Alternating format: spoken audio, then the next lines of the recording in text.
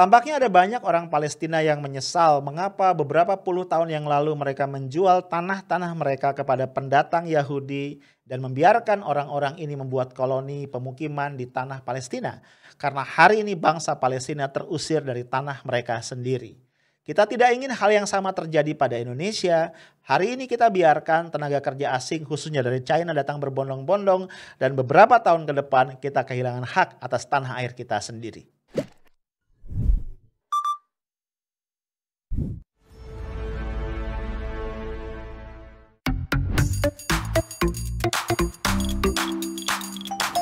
Halo guys, ketemu lagi kita di Highlight ya. Ini Selasa malam 18 Mei 2021.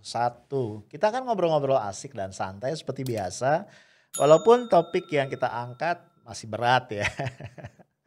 Agak berat lah setidaknya menyangkut krisis yang saat ini sedang terjadi di wilayah Palestina. Gua males ya menyebutnya wilayah Israel ya. Karena buat gua tanah Palestina adalah hak dari rakyat dan bangsa Palestina. Nah mungkin lu ingat ya beberapa episode sebelumnya gua pernah ngebahas tentang logical fallacy. Ya, sesat pikir. Nah malam ini gua pengen ngebahas ternyata dalam kaitan dengan memahami apa yang terjadi di Palestina. Ini banyak banget fenomena sesat pikir yang parah ya. Bisa jadi semata-mata karena minimnya literasi. Nggak paham sejarah, nggak tahu siapa aktor yang bermain ya. Malas baca sehingga akhirnya mudah banget termakan oleh berita-berita, tweet atau cuitan-cuitan hoax yang ada di media sosial. Tapi di sisi yang lain gue juga curiga ada juga orang yang bukan karena minim literasi tapi memang punya agenda-agenda terselubung yang jahat ya. Untuk mendiskreditkan Palestina, mendiskreditkan Hamas terutama, dan kemudian pada sisi yang lain meninggikan atau membela Israel. Tujuan akhirnya apa? Supaya pelan-pelan ya dunia internasional termasuk kita nih orang Indonesia beralih. Yang semula mendukung Palestina, pelan tapi pasti mulai bergerak meninggalkan Palestina sendirian dan akhirnya mendukung Israel. Ya, ini pernah juga gue singgung ya di beberapa podcast gue sebelumnya. Nah bro misalnya ya kalau kita lihat belakangan, ada orang yang dengan semangat ngebahas bahwa Hamas itu jangan dibantu ya. Lo tahu ya Hamas ini adalah salah satu organisasi perlawanan ya yang sejak awal itu paling gigih dan paling militan melawan Israel sehingga sampai disebut sebagai organisasi teroris oleh beberapa negara termasuk Amerika termasuk Jerman ya.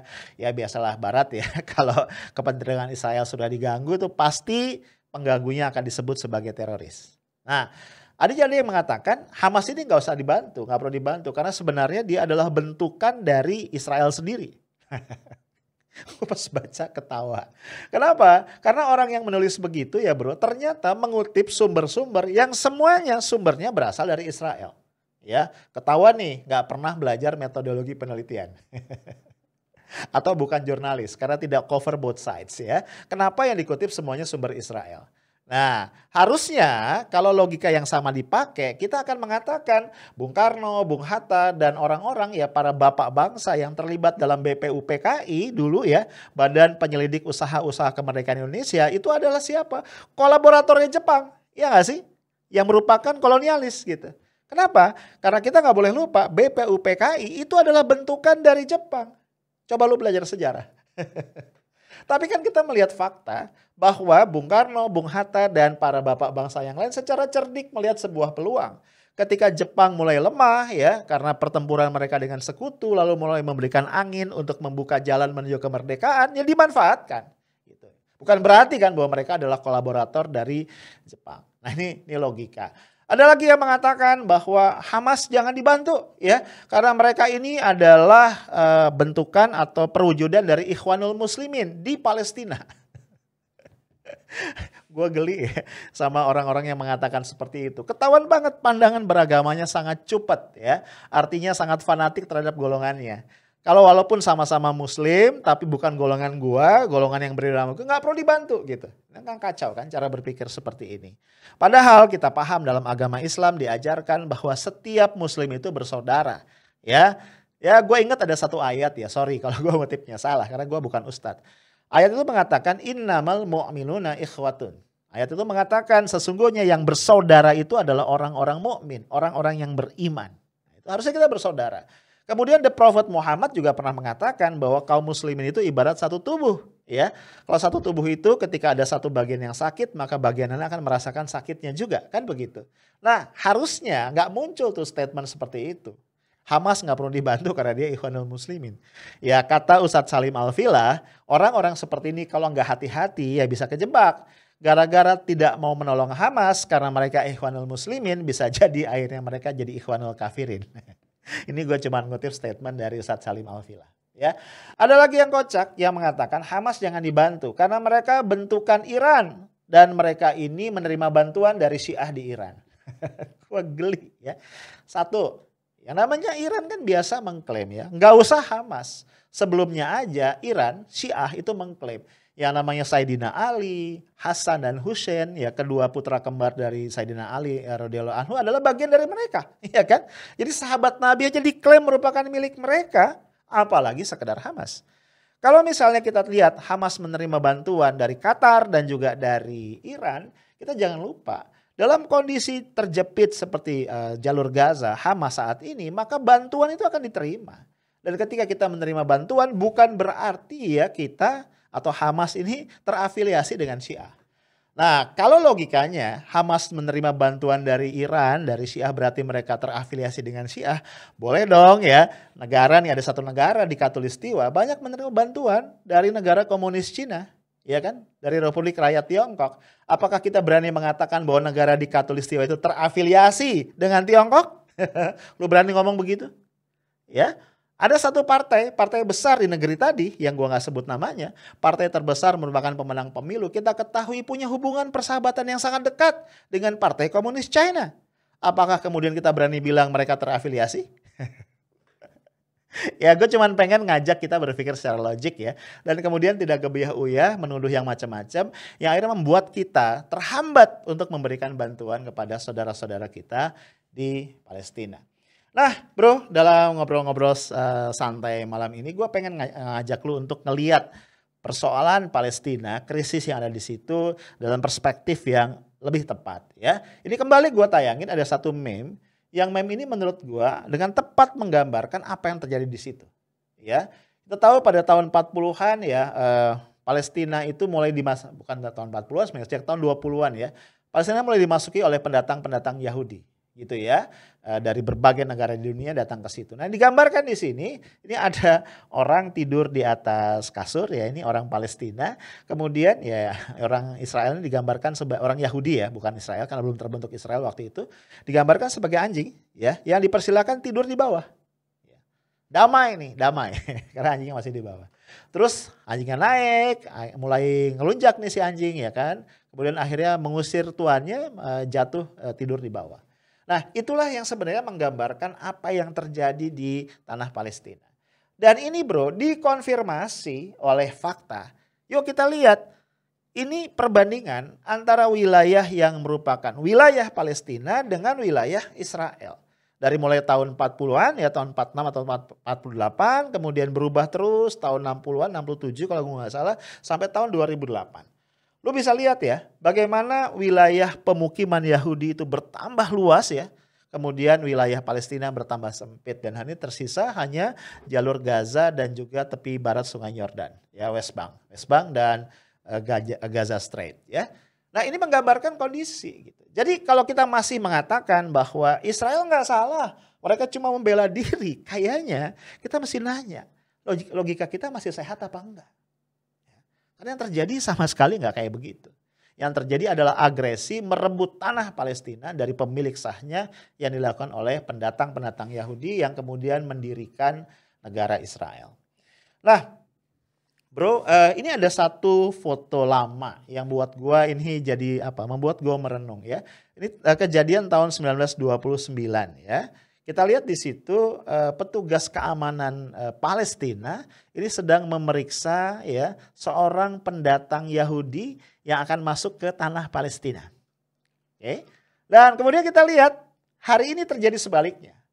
Ketika orang Palestina yang merupakan pemilik sah tanah Palestina akan berkunjung misalnya ke Al-Aqsa, ke Al-Quds atau memasuki wilayah yang sekarang diklaim merupakan negara Israel, mereka harus menjalani satu pemeriksaan yang sangat-sangat ketat, luar biasa, bahkan juga penistaan dan penindasan. Jadi kondisinya berbalik. Nah, kenapa ini jadi perenungan gue? Kan ini kan berbalik ya kondisinya.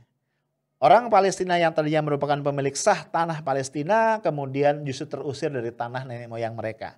Dan kita juga jangan lupa, krisis Palestina yang terjadi belakangan ini dari Ramadan kemarin dimulai dari pengusiran yang dilakukan oleh pemukim Yahudi terhadap orang-orang Palestina di Sheikh Jarrah.